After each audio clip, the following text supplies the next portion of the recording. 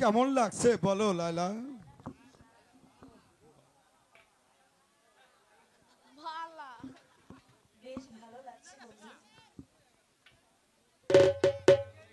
জানো বন্ধু, তোমাকে পাওয়ার জন্য আজ আমার এই পরিণতি।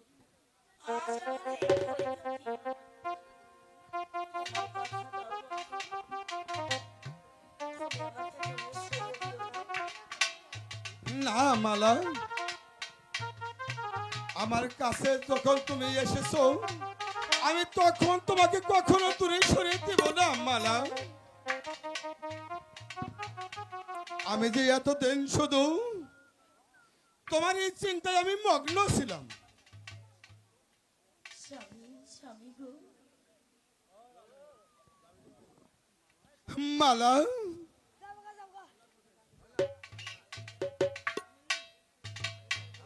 স্বামী, আমি তো আপনাকে বিশ্বাসই করতে পারছি না। কোথাকার এক অচেনা মেয়েকে পেয়ার করে তুমি কিনা বুকে জড়িয়ে নিয়েছো। ছি ছি ছি, তোমার মনটা এত নিশু। লায়লা, অজাহাতে তুমি আমার প্রতি রাগ করছো লায়লা। কেন? ওই অসুস্থ অবস্থায় ওকে একটু একটু সান্ত্বনা দিচ্ছিলাম লায়লা। তুমি আমাকে বলে বুঝো না লায়লা।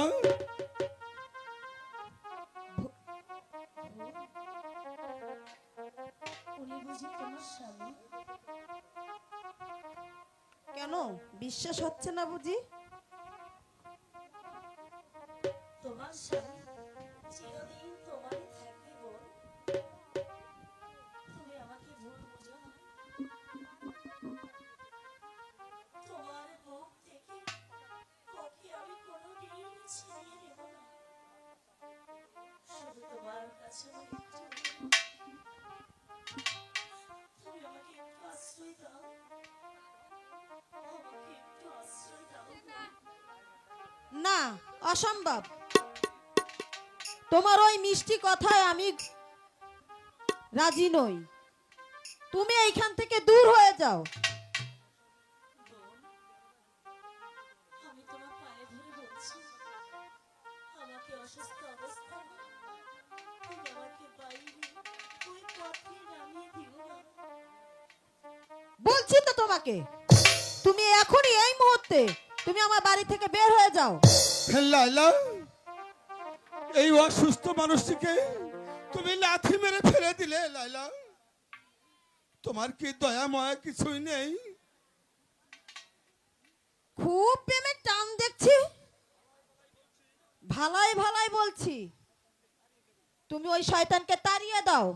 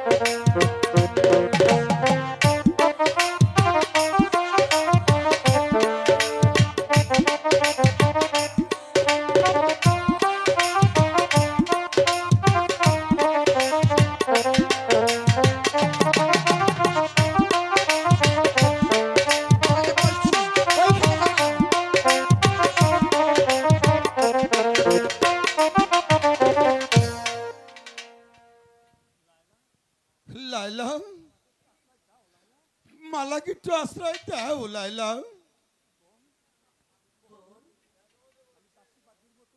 আমি দাসী বাদীর মতো আমি তোমার সকল কাজ করে যাব,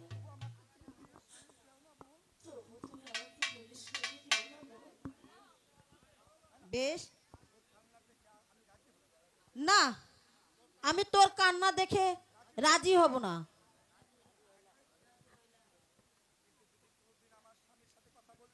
কিন্তু কোনোদিন যদি আমার স্বামীর সাথে কথা বলতে দেখি, তাহলে তোর চুলের মুটকি ধরে এই বাড়ি থেকে বের করে দেব। তাই হবে বোন, আমি তোমাদের তোমাদের আদেশ আমি মাথা পেতে দিলাম বোন। ঠিক আছে, চলো স্বামী, আজ থেকে তুমি এই বাড়িতেই থাকবে। চলো।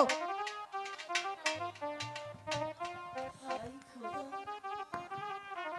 এ কি তোমার লীলা?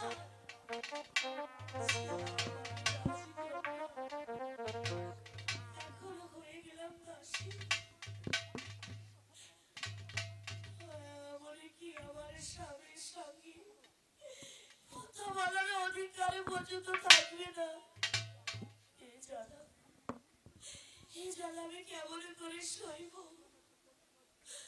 তুমি আমাকে এ যন্ত্রণা সইবার শক্তি দাও খোদা, শক্তি দাও।